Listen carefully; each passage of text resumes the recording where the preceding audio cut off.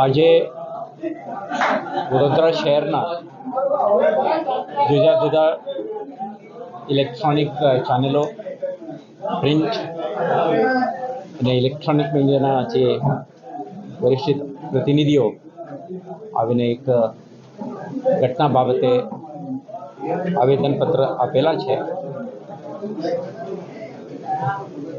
આ અંગે આપણે થોડા ચર્ચાઓ પણ કરી છે. જે ઘટના છે આ 2 દિવસ અગાઉ બનેલા ઘટના બાબતે આપણે એક વિડીયો ક્લિપ વાયરલ થવા અંગે ગુના દાખલ કરી તપાસ હાથ ધરી હતી. આના અનુસંધાને એ વિડીયો ક્લિપમાં દેખાતા હતા એકમાત્ર વ્યક્તિ જે અભદ્ર ભાષાનો ઉપયોગ કરી હતી અને ઓબ્જેક્શનેબલ જેસ્ચર અને થ્રેટનિંગ ભાષાનો ઉપયોગ કરીને એક ચૂંટાયેલા જનપ્રતિનિધિ બાબતે રિમાર્ક કરતા હતા.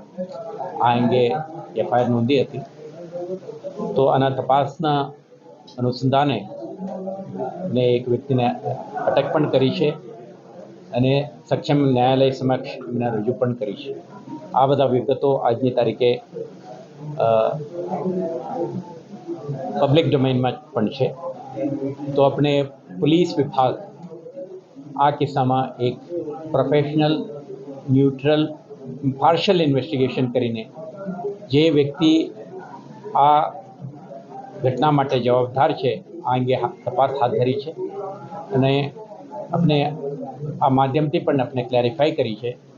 મીડિયાના મિત્રો as a responsible entities for giving coverage to all the happenings in the society અને પબ્લિકને જે કમ્યુનિકેટ કરવા માટે જવાબદાર છે, ફોર્થ એસ્ટેટ તરીકે એમના જે રોલ છે આમાં આપણે ક્યારે એમને હ્યુજ રિસ્પેક્ટ આપીએ છીએ અને આ ઘટનામાં પણ એમનું કોઈ સ્પેસિફિક રોલ આપણે ઇન્વેસ્ટિગેટ નથી કરી. એક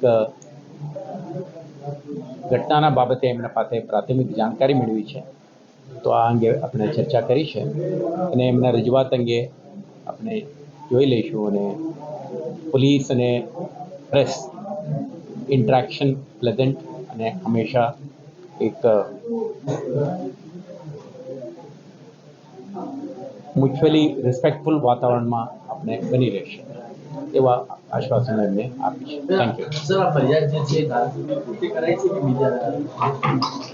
ફરિયાદ જે આવી છે અને જે તપાસ વગેરે થઈ રહી છે આના પ્રેસ નોટ પણ આપણે જારી કરી હતી ગઈકાલે પણ અને આજે ઇન્વેસ્ટિગેશન હેઠળ છે.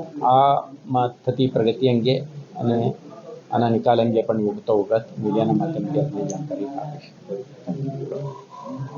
Thank you.